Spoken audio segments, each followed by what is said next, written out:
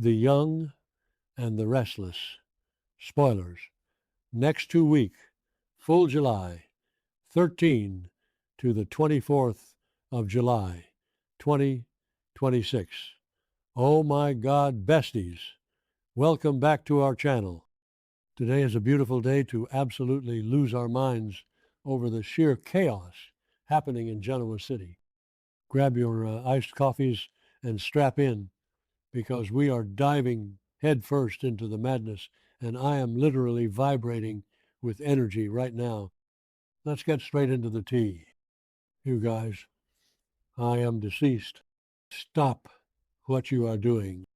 I am literally shaking. Wait, we need to talk about this now. Because if you have not seen what is going down with the Abbott family right this very second, your life is genuinely incomplete, and I am about to change your entire brain chemistry. I am hyperventilating just thinking about it. We are not just watching a soap opera anymore, besties. We are witnessing a high-octane psychological masterpiece where the stakes are astronomical and everyone's grip on reality is hanging by a literal thread. I was mid-skincare when this episode aired, and I straight up smeared a charcoal mask all over my white rug because I literally had to yeet my phone across the room in pure, unadulterated shock. Send help. My soul has actually left my body. Wait, backtrack for a second. I missed it. We need to talk about Diane Jenkins Abbott. Bestie, be for real right now. How is this woman even functioning? Patty Williams, who is officially on my do not perceive list, I am so done with her, literally stabbed Diane in the neck. In the neck, you guys.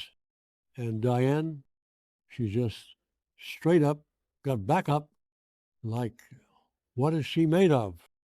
Titanium? Dark magic? She was struck down, and she just resurrected herself like a mythological phoenix of pure spite and fierce wifely devotion. I am totally living for what Diane just did. She is refusing to leave Jack's side, and she is basically willing him back to life through sheer force of will. Jack was also stabbed by Patty, which is honestly so unhinged, and Diane is standing over his hospital bed, looking like a glowing angel of vengeance, demanding that he recover so they can end Patty once and for all. Oh, hold on. I should have mentioned this earlier, but I am genuinely obsessed with the aesthetic of this hospital. Wait, I just heard a weird beep outside my window. It sounded exactly like Jack's heart monitor, and it literally jump-scared me. It sounded like the intro to a 2010s club anthem, which is so random, but it totally threw me off. Wait, I'm glitching. Okay, back to the main event. Diane is at Jack's bedside, fully ignoring her own lethal neck wound, because she is a warrior queen who refuses to let her man go down without a fight. The dedication? Unmatched.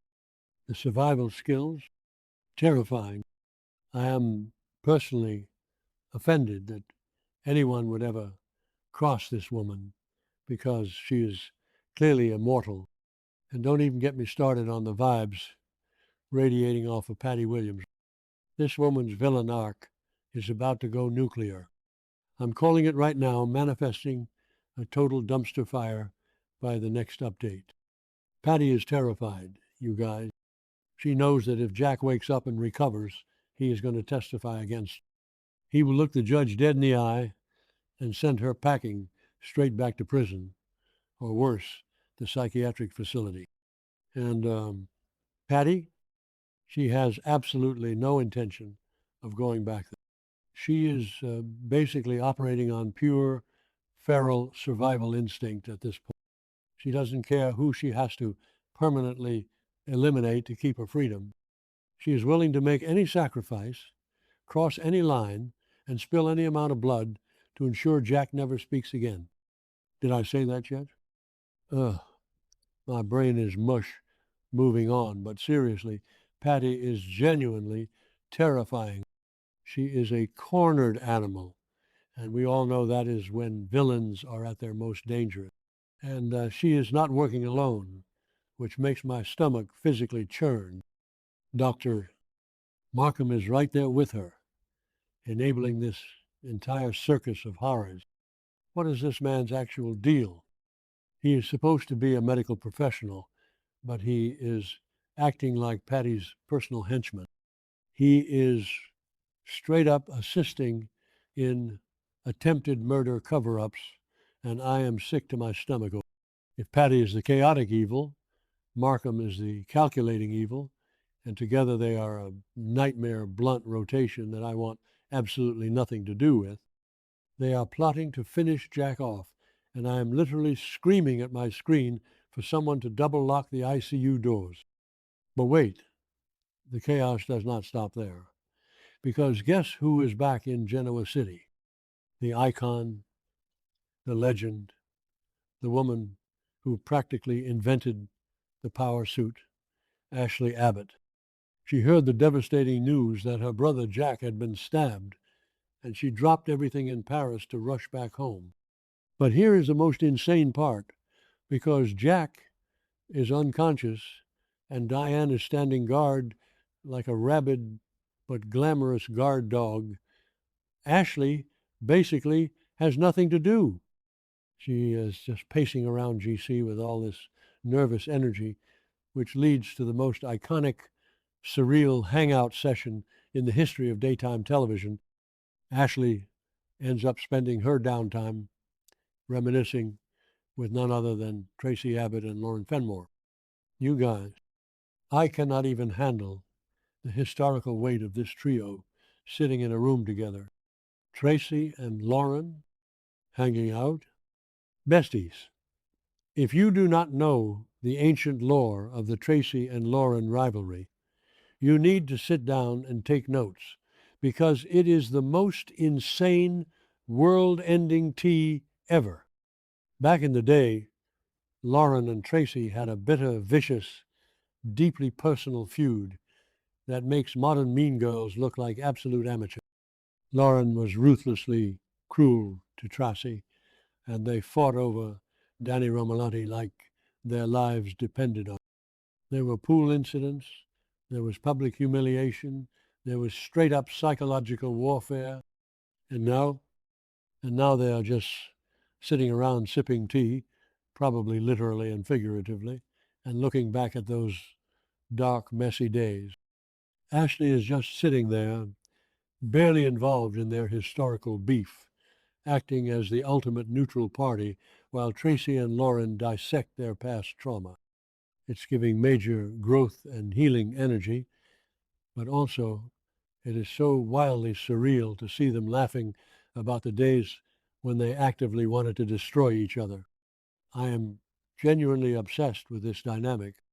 Ashley is probably sitting there thinking, my brother is in a coma, a deranged woman is trying to kill my family, and I am listening to you two rehash a fight from the 1980s. It is so camp. I am literally obsessed. Wait, I need to take a breath because my heart is actually racing. Okay, inhale, exhale. We need to pivot to the absolute most exhausting part of this entire situation.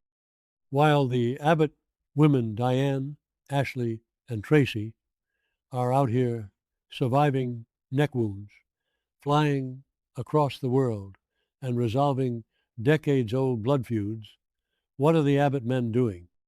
What are Billy and Kyle up to during this family crisis? Besties, I am so deeply embarrassed for them. They are throwing the most pathetic, whiny pity parties I have ever witnessed in my entire life. They are officially on my do not perceive list. I am so done. Let's start with Billy. I genuinely cannot with this man anymore. He is a grown adult, but he is currently sulking like a teenager whose mom just took away his PlayStation. Why?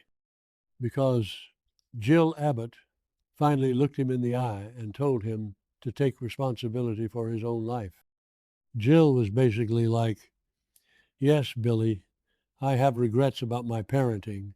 I wasn't perfect, but you are a grown man making your own terrible choices, so stop blaming me. And instead of taking that incredibly valid reality check and doing some self reflection, Billy is just huffing and puffing, feeling completely sorry for himself. He is wallowing in his own manufactured misery while his brother is literally fighting for his life in a hospital bed. I am screaming into my pillow right now because the audacity is just too much to handle. And then there is Kyle. Oh my gosh. Do not even get me started on Kyle Abbott.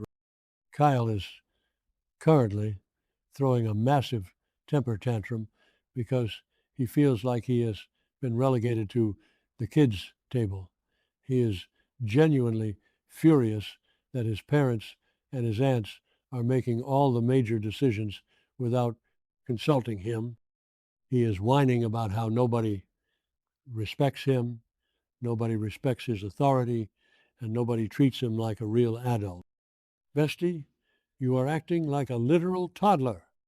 Why would they include you in the high stakes, life or death decision making process when all you do is complain? Did I say that yet? Ugh, my brain is mush. Moving on. But honestly, Kyle and Billy are sitting around wondering why nobody takes them seriously, and the answer is literally staring them in the face. It's because they whine, they complain, they lack any ounce of the fierce, take no prisoners resilience that the women in their family possess. Diane is out here defying medical science and fighting off assassins. Tracy is confronting her childhood bully with grace and maturity, and Ashley is holding the emotional fort down. Meanwhile, Billy and Kyle are crying over spilled milk and demanding respect that they have absolutely not earned. It is genuinely embarrassing to watch, and I am straight up side-eyeing both of them through my screen. I'm calling it the contrast between the men and the women in this family right now is a total psychological study. You have the fierce lionesses protecting the pride, and then you have these two whining cubs who just want someone to coddle them. I am so invested in this dynamic that it has officially become my entire personality. I am not okay. I am physically vibrating from the sheer audacity of Kyle demanding a seat at the adult table while Diane is literally bleeding for this family, manifesting a total dumpster fire by the next update, because there's no way this ends peacefully. If Jack wakes up, Patty is going to launch a full-scale assault with Dr. Markham. If Patty gets to Jack first, Diane is going to unleash a level of hellfire that Genoa City has never seen. And if Billy and Kyle don't stop complaining, I am personally going to climb through the television screen and shake them both by the shoulders. I am literally hyperventilating right now. I need to go lie down and stare at the ceiling for at least 3 hours to process this absolute cinematic mayhem. Stay safe out there, besties, because the Abbott family drama is coming for all of our sanity.